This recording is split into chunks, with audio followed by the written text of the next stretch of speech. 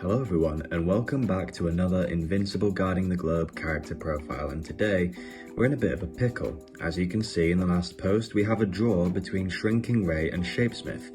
So, what on earth do we do about this disaster?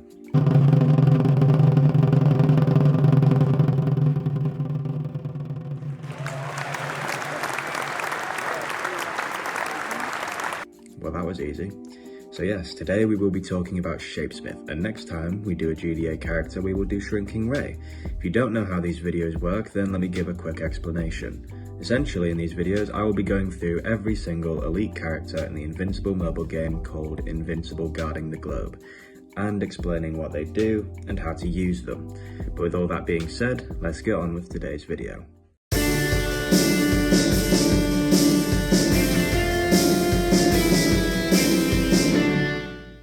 Right, let's start like always with a brief description. Shapesmith is a support character in the GDA faction, meaning he does an extra 20% damage to characters in the criminal organization, but he takes an extra 20% damage from characters in the From Worlds Beyond faction. He has a medium movement speed and he is a melee character. His tags are as follows: he is not of this earth, a guardian of the globe, who is also grounded. Here are his base stats. He has a HP of 4,414, an attack of 1,860, and a defense of 785. His crit chance is 5%, and his crit damage is 150%.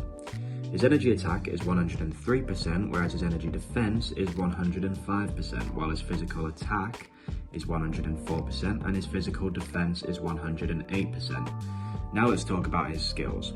His first skill, Brother in Arms, causes him to bring 2 enemies with the lowest maximum HP towards him and 2 allies with the highest attack.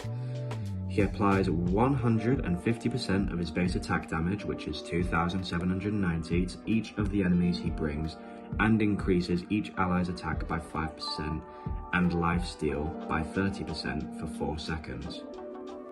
This ability has a cooldown of 18 seconds. This is an okay ability on its own. However, at level 10, he will instead deal 250% of his base damage, which is 4,650.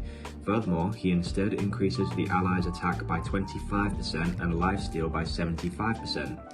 This is good. He's taking allies with the highest attack damage, increasing their attack, and then when they go off and fight, 75% of the damage they deal will heal them. Pretty good.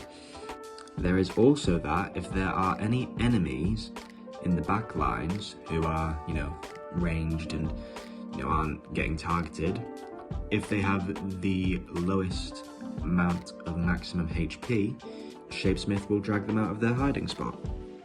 His second ability, Alien's Alliance, is a passive ability and makes it so that when fighting with a Not of This Earth ally, he will boost all team healing by 6% and defense by 5%. Now, if this counts for the lifesteal he applies on the first ability, then that is going to be very helpful, and I'll get onto that in just a sec, but at level 10, he will instead increase all team healing and defense by 20%. If that counts for the lifesteal he applies with his first ability, then if you get his first and second ability both to level 10, then when he activates his first ability, the allies with the highest attack will have their attack increased and they will have a 95% lifesteal, so they will be healing an absolutely insane amount. Outstanding. His third ability, Made You Look, also builds on his first ability, and it works like this. After performing his first ability, he will confuse nearby enemies, and if you don't know what confusion does, it essentially makes enemies fight each other, and because of how Brother in Arms works, he will almost always confuse at least 2 enemies for 3 seconds, and while they are confused, their crit chance is increased by 50%. Since he's taking the enemies with the lowest max HP, chances are he'll be taking the enemy team's attackers, who will, especially if they're like Omni-Man or Universa, will do a lot of damage to each other with a crit boost. At level 10, they will instead be confused for 4 seconds, and their crit chance per hit will be guaranteed, essentially for 4 seconds, as it has a 100% chance of happening. Also, during this 4 seconds, their defense will be reduced by 15% instead. This is an amazing ability that makes Brother in Arms an okay ability on its own amazing. His fourth and final ability, Pain and Gain, not to be confused with the GDA Op Training Gain, makes it so that every 5 seconds, if Shapesmith's HP is below 25%, he absorbs 25% of the damage he takes for 3 seconds and heals his whole team by 70% of that. This is an okay ability that does get improved by his second ability if it's active. However, at level 10, this will instead activate when his HP is at 30% or less. He absorbs 45% of the damage for 4 seconds and will heal his whole team by 100% of that. Definitely an improvement. Now that I've explained what he does, I'm going to talk about how I recommend you would use him, starting with the artifacts. For Shapesmith, I would use the medkit, or even better, the healing gel, because then, anytime Shapesmith applies a buff to any ally, which happens a lot, he will heal them for 85% of his defense for 8 seconds. Now for the skill priority list. In first place, I have Aliens Alliance.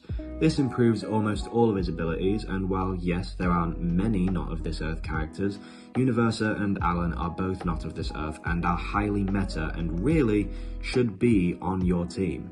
Universa at the moment is essential, but this video is not about her, it's about Shapesmith, so moving on.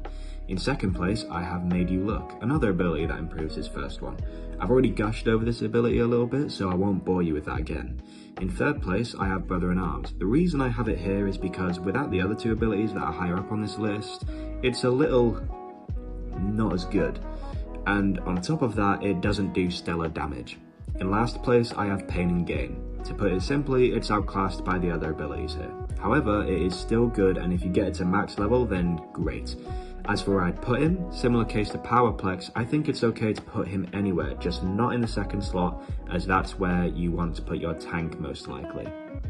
I also didn't mention this in my Powerplex video, but if you have characters that specifically work better in the back lines, then put them in the back and Shapesmith or Powerplex in the 1 or 3 spot. As for his synergies, Shapesmith will synergize with basically anyone with the Not of This Earth tag, so that's for example Alan and Universa, who we mentioned earlier, but he would also synergize with Battle Beast, so keep that in mind. As for his tier, I'd say Shapesmith is S tier. He has good healing, good buffs, and is overall a good character. What I will say is this is just my opinion, and if someone disagrees, then they need to go fuck. That is absolutely fine. Well then, that is it for today's video. If you did enjoy it or found it useful, then hit that like button, and if you want more content like this, then hit that subscribe button and the notification bell so you'll be notified every time I post a video. Next time we'll be doing a character in the Earth's Defenders faction, so if you want to have a say on what character I do next, then go ahead and vote on that poll. Anyways, thank you so much for watching, and I'll see you in the next one.